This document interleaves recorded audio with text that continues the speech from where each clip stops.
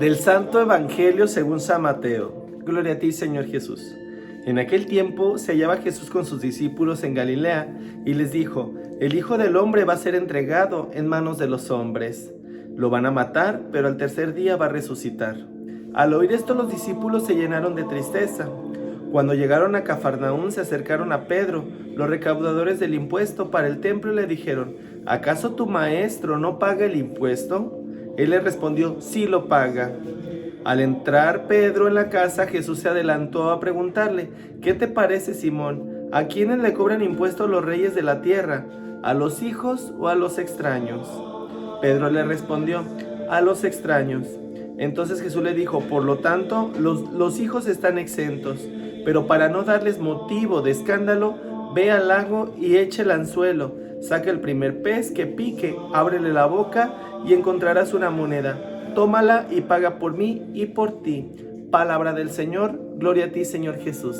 Mis queridos hermanos, tengan un excelente día, lleno del amor de Dios y lleno de la fortaleza del Espíritu Santo en sus vidas. Definitivamente el día de hoy, el Maestro Jesús y nuestro Padre Celestial nos están dando un mensaje maravilloso con lo que es este Evangelio.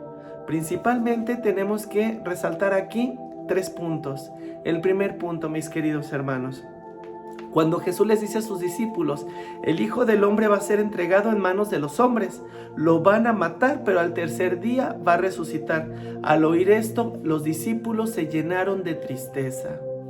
Si se fijan, mis queridos hermanos, aquí los discípulos se quedaron con la parte de la tierra, la parte de la muerte de Jesús.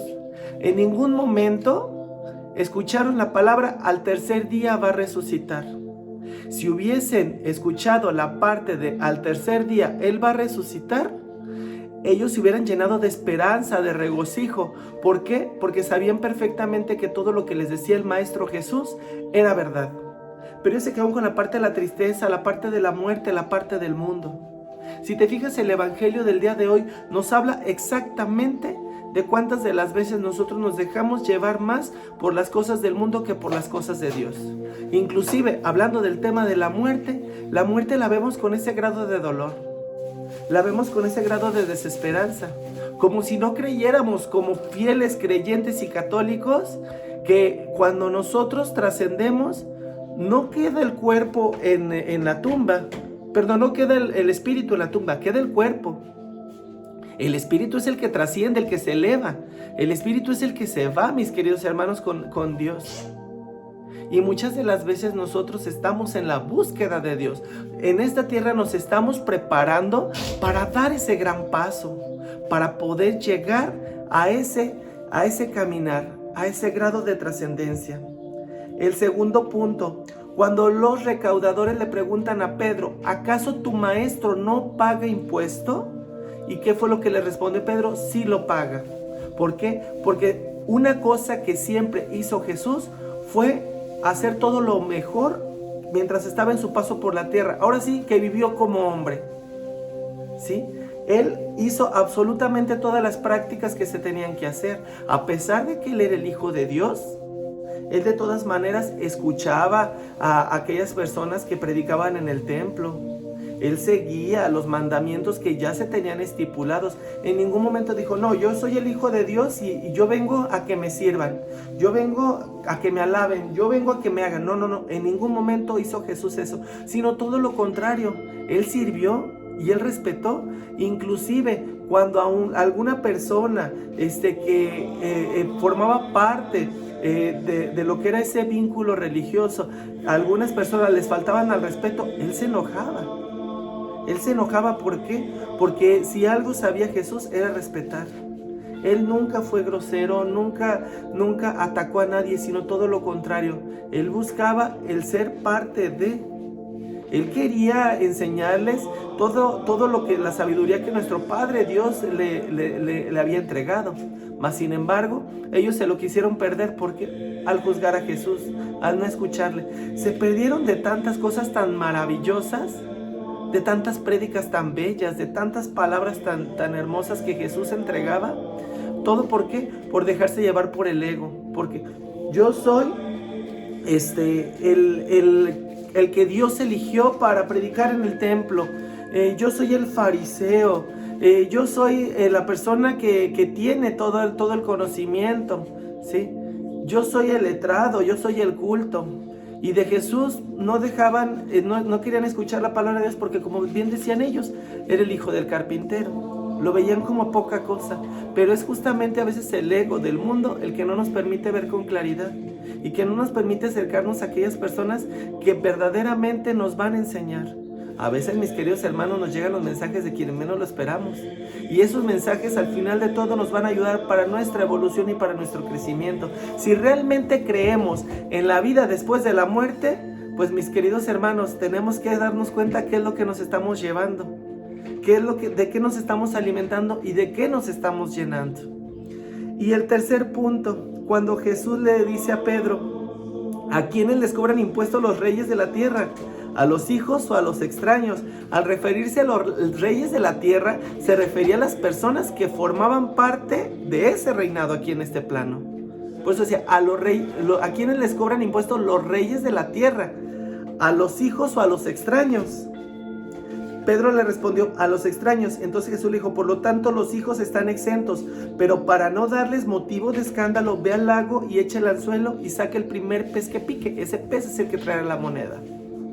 Dice, para no darles motivo de escándalo. Créanme que ya Jesús ahora sí que había provocado en ellos un gran coraje, una gran división, no porque Él lo haya querido generar así, sino simple y sencillamente porque Jesús estaba, obviamente, en el trabajo espiritual. Ellos estaban en el trabajo terrenal.